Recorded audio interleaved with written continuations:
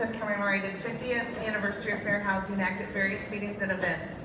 This important anniversary encourages all of us to reflect on just how important housing is and the role that we as realtors play in helping build strong communities that are accessible to all.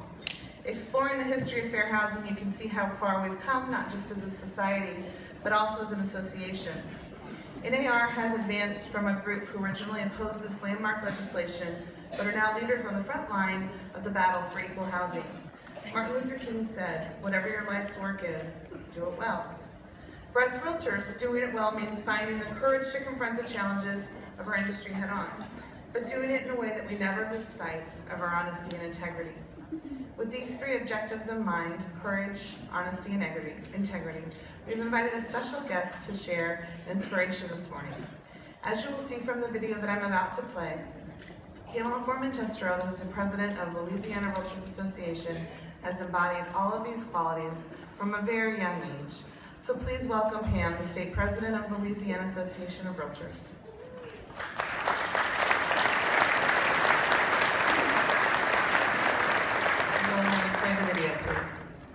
Another empty building ravaged by Katrina, but spared the wrecking ball. Because 50 years ago, history whistled through these windows. Open break in the color line. A New Orleans girl goes to school. Now 56, the memories flow easily for Ruby Bridges, the little girl who integrated William Frantz School, protected by a team of federal marshals. There was lots of people outside, and they were screaming and shouting, and the police officers, but I thought it was my problem. Her parents were committed to challenging Jim Crow laws and made the uneasy decision of sending their child daily into the teeth of a hate-filled crowd. Resistance was ugly, and downtown protests turned violent. White parents scurried to take their children out of the newly integrated schools. And they went into every classroom and they pulled out every child. But the next day, one family took a stand. Simply want the privilege of taking my child to school. 34-year-old Methodist minister Lloyd Foreman was the first to crack that school boycott. He took his 5-year-old daughter Pam and without federal protection, walked right through that same angry mob. Days later, a handful of other parents followed Foreman's lead, and the protest began to fade. Hello? Now, for the first time in 50 years, How are you? Ruby and Pam reunited at Frantz School. Daddy always called it the longest walk. Really? Because in my case, our own white race was against us. I mean, we had bomb threats, we had to move out of the house. It was terrible. Why do you think your father stood his ground in face of all of that? Because of his faith in God and his beliefs that every child, regardless of their race, deserved a right to an education. Times have changed, but the issue remains. By the 1980s, Frantz had become nearly all black. Ruby hopes the school can one day live up to its legacy. I entered this building to integrate the school. If we are going to get past our racial differences, it's going to come from our kids, but they have to be together to do that.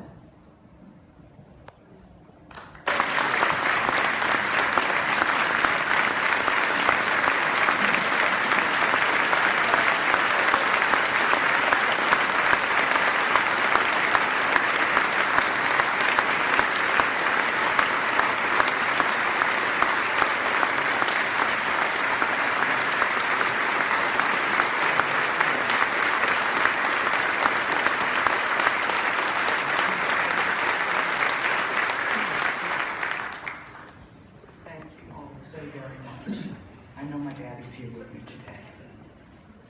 I would like to share an excerpt from the book Travels with Charlie, written by John Steinbeck, who was in New Orleans during this crisis.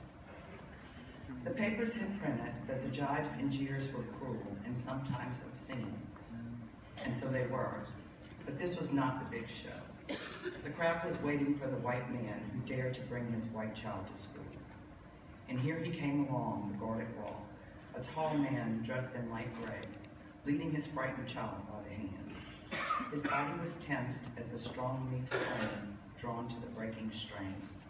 His face was grave and gray, and his eyes were on the ground immediately ahead of him. The muscles of his cheeks stood out from clenched jaws, a man afraid who by his will held his fears in check as a great rider directs a panicked horse. A shrill, grating voice rang out. The yelling was not in chorus.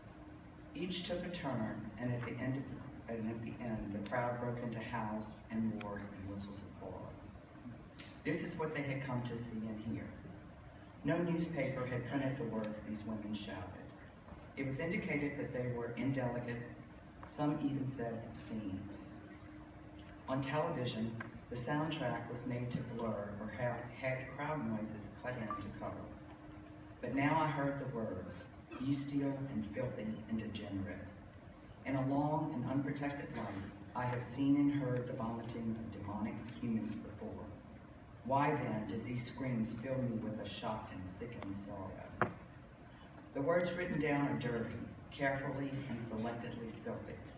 But there was something far worse here than dirt, a kind of frightening witch's sabbath. Here was no spontaneous cry of anger, of insane rage. Here we are today, almost 58 years later, witnessing a beautiful, divorced, biracial American woman being welcomed into the royal family.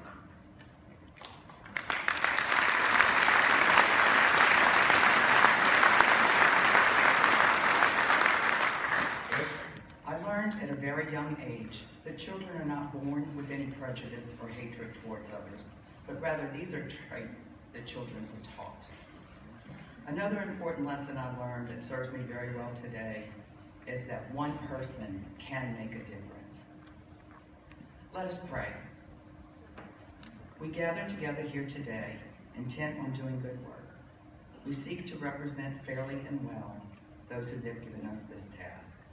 May our efforts be blessed with insight, guided by understanding and wisdom.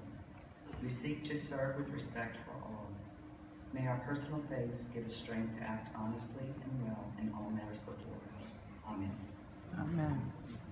Thank you, Anne.